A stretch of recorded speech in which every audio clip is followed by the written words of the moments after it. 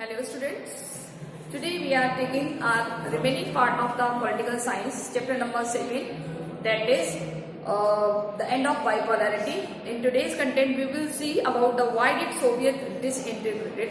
In the previous video we have clear regarding to the Soviet Union was integrated after the Second World War and disintegrated in 1991. So there are some reasons behind this incident. So what are the main factors? What were the main factors behind them? So let me start our today's content. Why did the Soviet Union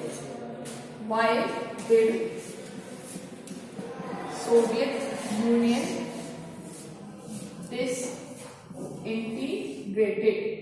यानी कि जो Soviet union बना था, कितने countries का था Soviet union? 15 countries का group था, वो डिसइंटीग्रेट क्यों हो गया, क्या वजह थी? ठीक है, तो सबसे पहले हम इसका जो एक पैरामीटर है आपके हिसाब से देखेंगे, एग्जामिनर के हिसाब से कितने मार्क्स में आ सकता है क्वेश्चन. ठीक है, तो ये हमारा जो क्वेश्चन होगा वो लॉन्ग से होगा, 6 मार्क्स. ठीक है, 6 नंबर में हमारा ये क्वेश्चन हमसे पूछा जा सकता है और हमारे क्वेश्चन का साफ मोटिव है कि हमें यहाँ पर कई सारे रीजंस देने होंगे. क्लियर? तो क्या क्या रीजंस होंगे आप अपनी बुक में अंडरलाइन करें और मार्क करते जाएं, देखते जाएं. सबसे पहले अगर हम बात करें कि जब सेकेंड वर्ल्ड वॉर हुआ था उसके बाद से एक ग्रुप बन गया था जिसका नाम था सोवियत यूनियन ग्रुप. ठीक है, 1945, जिसकी वजह से यूएसएसआर और यूएसए में कोल्ड वॉर हो गया था. Cold war. अब इस कोल्ड वॉर की ड्यूरेशन में जो ये ग्रुप बना था वो किस वजह से डिसइंटीग्रेट हुआ और इसको हमने नाम दिया था the world of second country या सेकंड वर्ल्ड, दूसरी दुनिया के देश. वो दूसरी दुनिया के देश कौन से थे, क्या हुआ था, उनके साथ हम देखेंगे. सबसे पहली चीज कि Soviet Union end of communism but also because it is the first और many not be the last political system of collapse. So क्यों ये कोलैप्स हुआ? Collapse in the sense disband हुआ. उसके सबसे पहला एक रीजन है that is the internal weakness of Soviet system. Internal weakness of Soviet system, यानी सोवियत सिस्टम का इंटरनल वीकनेस 2 पॉइंट से दिया हुआ है. First is economic and second is political. देखिए, इकोनॉमिकली जब हम स्ट्रांग होते हैं, हमारी इकोनॉमी अच्छी होती है तो हमारे बहुत सारे दोस्त होते हैं, हमारे बहुत सारे मित्र होते हैं, हमारा ग्रुप बहुत अच्छे लंबे टाइम तक सर्वाइव करता है. लेकिन जब हमारी सबसे बड़ी कमजोरी पैसा है, यानी कि हमारे पास उतना नहीं है कि हम सबको साथ लेकर चले, तो क्या कोई हमारे साथ दोस्ती करेगा? नहीं. धीरे धीरे वो हमसे डिसइंटीग्रेट हो जाएगा. तो first of all the first reason कि जो इसका इंटरनल स्ट्रक्चर था सोवियत यूनियन का 15 लोगों का, वो बहुत ज्यादा सॉलिड नहीं था. उनमें क्या प्रॉब्लम थी? इकोनॉमिक प्रॉब्लम थी और पॉलिटिकल, क्योंकि वन पार्टी का डोमिनेंस था ना. विच political party? That is the which political party? That is the communist political. तो वो अपने आगे किसी और को आगे नहीं आने देते थे. Economic crisis start when we exact. Economic crisis क्यों हुए थे? क्योंकि उन्होंने when we fight with Afghanistan. Exact. But before the Afghanistan invasion we can say कि there is a different reason. First of all they invest on the which sector? Nuclear sector. Weapons पर उन्होंने सबसे ज्यादा ध्यान दिया. सेकेंड थिंग इज कि उन्होंने लोगों को सब्सिडी इतनी ज्यादा दे दी कि लोगों को हर चीज को फ्री में लेने की आदत पड़ गई. काम करने की आदत छोड़ के जब आपकी कंट्री की जनता काम नहीं करेगी तो आपकी इकोनॉमी कैसे स्ट्रांग होगी? नो. तो धीरे धीरे जो आपका खजाना था वो खाली होता जा रहा था और डिपेंडेंट लोगों की संख्या बढ़ती जा रही थी. डिपेंडेंट इन द सेंस जो आपके ग्रुप में डिपेंडेंट कंट्रीज थे, रशिया को छोड़ दें तो बाकी जो 14 कंट्रीज थे उनकी कोई खास अच्छी हालत नहीं थी. इकोनॉमिकली वो बहुत ज्यादा स्ट्रांग नहीं थे. So that is the reason कि वो डिसइंटीग्रेट हो गए. अब देखिए, which fail to meet the aspiration of the people were responsible the collapse of the system. Economic stagnation of the consumer shortage and the large section of Soviet society began to doubt and question the system of openly. यानी लोगों ने अब openly बोलना शुरू कर दिया कि हमने जो ये ग्रुप तो बनाया है, क्या ये सक्सेस होगा या नहीं. क्यों लोग क्वेश्चन उठा रहे हैं? क्योंकि उनकी जरूरतें पूरी नहीं हो रही. कहाँ के लोग? यूनियन के लोग. कितने कंट्रीज का कन्फेडरेशन है? 15 का. क्योंकि वो सारे के सारे कंट्री स्ट्रॉन्ग नहीं है. काफी सारे रीजंस आ सकते हैं. एग्जैक्ट. तो हम वो सारे रीजन ही तो एक्सप्लेन कर रहे हैं. पहला रीजन क्या है? इकोनॉमिकल और पॉलिटिकल वीकनेस. किसकी? सोवियत यूनियन की. People oppose the government and communist political. Exact. So हमारा क्वेश्चन भी यही है. नेक्स्ट देखिए पैराग्राफ में, why did the Soviet system become weak and why did the economic stagnate. आर्थिक कमजोरियां किसे कहते हैं? और यहाँ हम किसकी आर्थिक कमजोरी पढ़ रहे हैं? सोवियत यूनियन की. क्लियर. तो सेकंड हम बात कर सकते हैं कि the Soviet economy used too much of resources into maintain nuclear और मिलिट्री सेक्टर. इकोनॉमी को कहाँ यूज किया जा रहा है? इकोनॉमी यूज्ड इन मिलिट्री और न्यूक्लियर सेक्टर.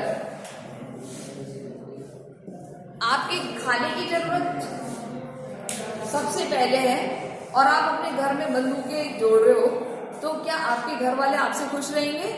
नहीं. क्यों? क्योंकि उनकी पहली जरूरत क्या है? खाना.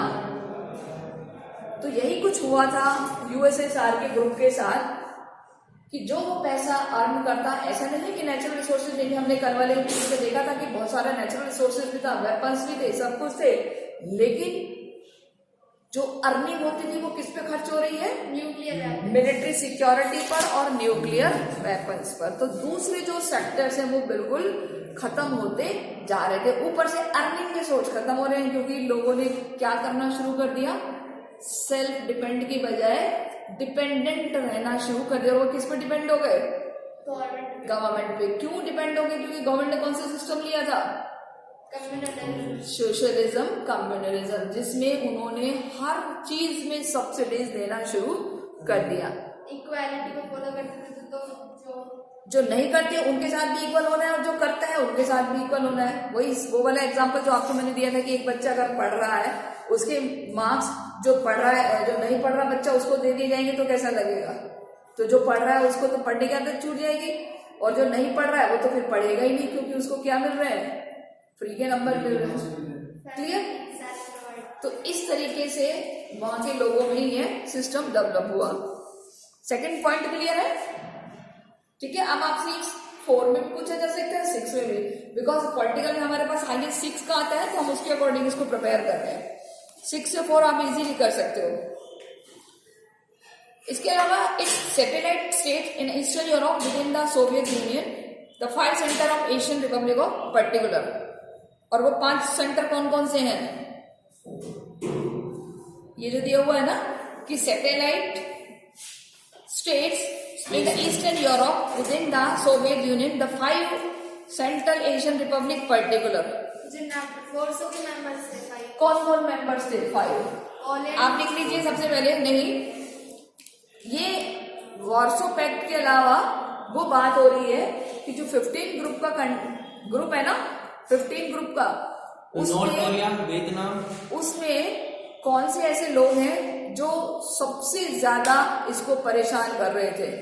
सब लिखो आप लोग, लिखो 5 एशियन कंट्रीज, वो 5 central Asian Republic of Soviet union. सबसे पहला है तुर्कमेनिस्तान.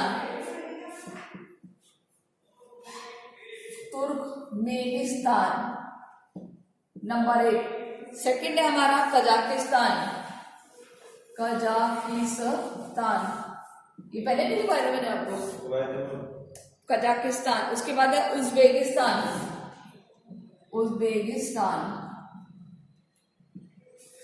नेक्स्ट है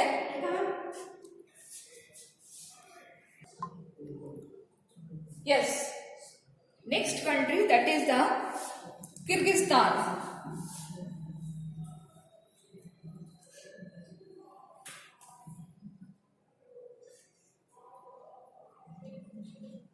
और किर्गिस्तान है, इसमें देख लेना, इसमें जेड भी आएगा, किर्गिस्तान और Tajikistan,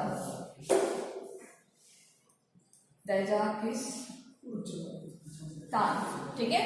so these 5 countries they dominate the 5 central Asian Republic in the particular, जो कि सबसे ज्यादा पिछड़े हुए थे इस 15 ग्रुप में, ठीक है। यानी कि मैंने जिसे बताया था इसमें सबसे स्ट्रॉन्ग कौन था, रशिया, ठीक है।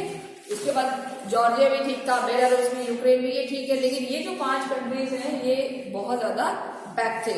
Third, ordinary citizen become more knowledge about the economic advance in the west. Third point हम क्या लिखेंगे, people aware about economy from west या थ्रू द वेस्ट या अबाउट द वेस्ट, यानी वहां के पीपल अब किसके बारे में जान चुके थे, वेस्टर्न टेक्नोलॉजी के, वेस्ट की इकोनॉमी के बारे में। वेस्ट की इकोनॉमी कौन सी थी, डेमोक्रेसी, डेमोक्रेसी, लिबरल डेमोक्रेसी, जिसमें किसको फॉलो किया गया था, कैपिटलिज्म को फॉलो किया गया था। अब वहां के लोग क्या हो गए इसके रिगार्डिंग, अवेयर। नहीं, वो तब हुए थे जब बर्लिन वॉल का डिस्ट्रॉयड हुआ था ना, उस time में। वो अवेयर हो गए थे पहले से ही, 1975 में ही वो अवेयर हो गए थे।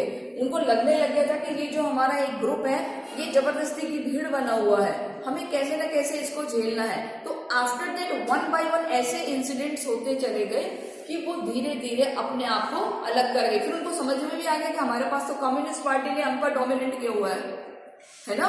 तो वो चीजें उनको बहुत हद तक क्लियर हो गई थी। Next point, they could see disparities between the system and the system of the west। उन्होंने किसके सिस्टम को देख लिया था, that is from the west, because they want to follow the which system, capitalization. why? because they know कि economy को कैसे strong बनाया जाता है। ये सब कहां से सीख रहे थे, वो वेस्ट से सीख रहे थे। आफ्टर ये being told that the Soviet system was better than the Western capitalism, उनको क्या लगने लग गया, which system is better, capitalism. किसकी जगह पर, कम्युनिज्म की जगह पर। किसको लगने लग गया था, वहां के सिटीजन्स को, पीपल को, जनता को, लोगों को। क्लियर? आप इसको एक्सप्लेन करके लिखेंगे 6 मार्क्स में, तो आप ये पूरा पैराग्राफ आ जाएगा। नेक्स्ट तक, the reality its backwardness come to the political and psychological shock। लोगों को एक बहुत बड़ा झटका लगा कि ये जो हम ग्रुप बनाए हुए हैं ये हमारे लिए सक्सेसफुल नहीं रहेगा। तो they have shock the politically and the psychologically. Clear? उनको एक बहुत बड़ा झटका लगा। Next reason, the Soviet Union become the stagnant the administrative and political sense as well। The Communist Party had to rule Soviet Union over 70 years। कितने साल तक rule किया है, 70। सोवियत यूनियन में which political party dominate, communist political party. कितने सालों तक, 70 years। Party 70 years तक। अब जब कोई लंबे समय तक पॉलिटिकल पार्टी रहती है तो क्या स्थिति हो जाती है उस कंट्री की। यहाँ पढ़ चुके हैं हम अपनी कौन सी वाली बुक में, सेकेंड वाली बुक में। आपने देखा था ना कांग्रेस का भी हाल क्या हुआ था, ठीक है। तो धीरे धीरे ऐसा ही सिस्टम कहाँ हो रहा है अब, सोवियत यूनियन में। कौन सी पॉलिटिकल पार्टी रूल कर रही है, कम्युनिस्ट पार्टी। कितने सालों से रूल करती आ रही है, मतलब 70 साल हो गए इसको राज करते करते। तो ये बहुत रिजिड हो गए थे, इसके जो रूल्स है ना बहुत ज्यादा स्ट्रिक्ट हो गए थे, करप्ट हो गए थे लोग। बिल्कुल, अपना डोमिनेंस शो करती थी दूसरों पर। जब कोई पॉलिटिकल पार्टी अपना डोमिनेंस शो करता है दूसरों पर तो नो डाउट क्या होता है, एक ना एक दिन वहां की पब्लिक अवेयर हो जाती है और उसका वो विरोध करने लग जाती है। तो यहाँ के सिटीजन क्या कर रहे हैं, अब इस पॉलिटिकल पार्टी को अपोज कर रहे हैं। तो अभी हमने देखा ना मिखाइल गोर्बाचेव, उन्होंने क्या करा था, अपोज किया था और उसके ऊपर मिलिट्री रिफॉर्म्स करने की कोशिश करी थी। तो बेचारे ने जैसे रिफॉर्म करने की कोशिश करी तो बल्कि उसके ऊपर ही क्या हो गया, बिठा दिया उसको में। उसके ऊपर अटैक कर दिया किसने? कम्युनिस्ट पार्टी ने, है ना? क्योंकि वो क्या चाह रहे थे? रिफॉर्म्स करना। तो काफी चीजें हैं जो डिपेंड करती हैं दैट इज कि हमारा जो सिस्टम है वो मेंटेन रहे, बट जब मेंटेन नहीं होता तो वो no doubt they raise their voice and they protest against this system. So that system occurred in Soviet Union. Clear? Next, The Soviet Union over 70 years was not accountable to the people. अब देखिए इस जो 70 सालों से rule कर रही है अब ये लोगों के प्रति अकाउंटेबल ही नहीं गई. What is the meaning of accountable?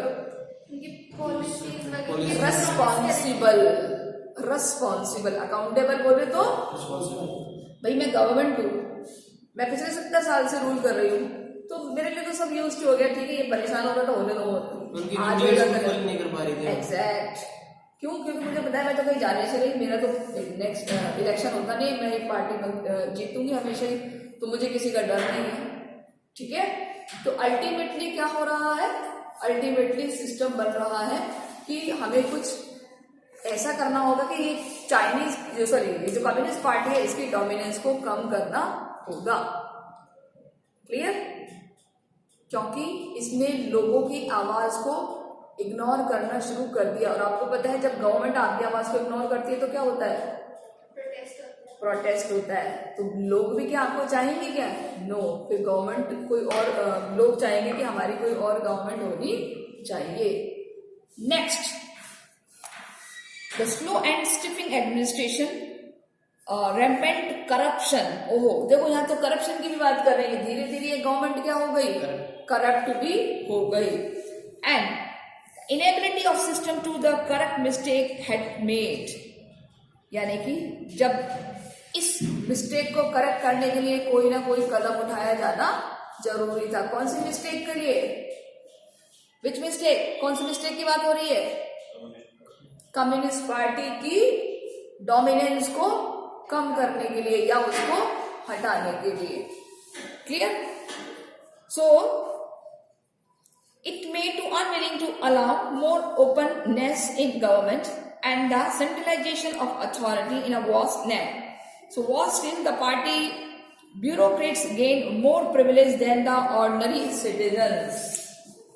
जितने भी मेंबर ऑफ गवर्नमेंट है, यानी कि कम्युनिस्ट पार्टी के जो मेंबर्स हैं जिनको यहाँ पर क्या बोला गया है? ब्यूरोक्रेट्स. क्या बोला गया है? जिसको हमारी भाषा में हम कहते हैं सरकारी कर्मचारी. उनको क्या मिल रही है? प्रिविलेज. प्रिविलेज मिलना मतलब फैसिलिटीज, इम्पोर्टेंस. तो वो इम्पोर्टेंस जब उनको मिल रही है, ऑर्डिनरी सिटीजन्स को नहीं मिल रही, तो क्या होगा? Violence. Exact. Clear? So the people did not identify with the system and with the rulers and the government increasingly lost popular backing. Clear? जब लोगों को पता चला कि हमारी गवर्नमेंट अब हमारे लिए वर्क नहीं कर रही है, हमारा सिस्टम हमारे फेवर में नहीं है, तो at least they raise their voice against the present system. And इस सिस्टम के बाद से नो डाउट वहां पर इम्प्रूवमेंट्स भी काफी हुए हैं. बट हमारा जो क्वेश्चन था जिसमें हमने कहा था कि आपको ये इसके आंसर्स फाइंड आउट करने हैं, तो अगर आपसे ये 6 मार्क्स में पूछा जाए तो भी आप लिख सकते हो, 4 मार्क्स में पूछा जाए तो भी आप लिख सकते हो. क्लियर? बट हमने मेजर छांट लिए हैं, क्योंकि अगर आप इतने 4 लिखेंगे तो बहुत है हमारा. तो सबसे बड़ा हमारी पॉलिटिकल और इकोनॉमिक सिस्टम डाउन हो गया था. हमारे इकोनॉमी का ज्यादातर यूज मिलिट्री और न्यूक्लियर सेक्टर्स पर होता था. सोवियत यूनियन में कम्युनिस्ट पार्टी का इतना ज्यादा डोमिनेंस था कि उसने पब्लिक वेलफेयर को इग्नोर करना शुरू कर दिया. अब लोगों को वेस्ट कल्चर के बारे में पता चल गया था, इसलिए वो क्या चाहते थे? कम्युनिज्म की जगह कैपिटलिज्म. इसलिए सोवियत यूनियन क्या हो गया? डिसबैंड हो गया, डिसइंटीग्रेट हो गया. आई थिंक क्लियर है सभी को ये क्वेश्चन. सो कि गॉर्बेचोव ने रिफॉर्म्स किए, आफ्टर दैट वो सक्सेस नहीं हुए. क्या रीजन रहे होंगे उसके? तो सबसे पहले अगर हम बात करें कि जो Soviet section society failed the Gorbachev should have move much faster, were disappointed, to impatient with his method, यानी कि जो गोर्बाचेव के जो मेथड थे वो उस टाइम पर इतने इफेक्टिव नहीं रहे जितने होने चाहिए, तो बड़े ही एक तरीके से स्लो मोशन में हो रहा था। किसके रिफॉर्म्स? गोर्बाचेव के। एक होता है कि कई लोग किसी एक पर्सनैलिटी वाले ऐसे लोग होते हैं जिनका इफेक्ट तुरंत पड़ता है, तो गोर्बाचेव ने जो रिफॉर्म्स करना चाह रहा था उसका बहुत पॉजिटिव इफेक्ट नहीं आया, लोग उससे उतने ज्यादा सेटिस्फाइड नहीं हुए। तो देखो ये वाले आप जरूर पढ़ना कि moved much faster, were disappointed to impatient with his method, उसके मेथड से लोग ज्यादा प्रभावित नहीं थे। किसके मेथड से? गोर्बाचेव के। Second, especially the member of Communist Party, those who were served by the system. Especially कौन सी कैटेगरी के लोग सेटिस्फाइड नहीं थे? कम्युनिस्ट पार्टी के लोग सेटिस्फाइड नहीं थे। So they took exactly the opposite view, और इसलिए उन्होंने अपना व्यू अपोजिट कर लिया था। कौन सी पार्टी ने? कम्युनिस्ट पार्टी ने। They felt their power to the privilege were eroding and the Gorbachev moving too quickly. So the tug of war आपको बताया था क्वेश्चन? इंटरनल डिस्प्यूट्स खुद की पार्टी में, खुद की पार्टी में इंटरनल डिस्प्यूट्स होना, that is known as the tug of war. और किसके टाइम में हुआ है ये? At the time of Gorbachev. आपको क्वेश्चन भी लिखवाया आई थिंक मैंने, टग ऑफ वॉर लिख लो, क्वेश्चन नहीं लिखवाया तो write about tug of war in 1985 in Soviet Union. The tug of war किसके लिए यूज किया जाता है? Tug of war, tug of war in 1985 in Soviet Union. ठीक है, जब सोवियत यूनियन वर्ड आ गया it means that it is related to the reforms by the Mikhail Gorbachev. So why it is known as a tug of war? Tug of war in the sense कि they oppose to each other, एक दूसरे को oppose कर रहे हैं। कौन oppose कर रहा है? पॉलिटिकल पार्टी के इंटरनल लोग किसको अपोज कर रहे हैं? गोर्बाचेव की पॉलिसीज को। So Gorbachev lost support on the side and divided to the public opinion. Even those who were with him become illusions as they felt they did not adequately defend on his policies. तो कि जो policies चलाई हैं उन्होंने वो भी उतनी success नहीं है। So students take care, any problem so you can contact to me. पढ़ते रहिए, समझते रहिए। नेक्स्ट वीडियो में हम मिलते हैं। Till then take care, good bye.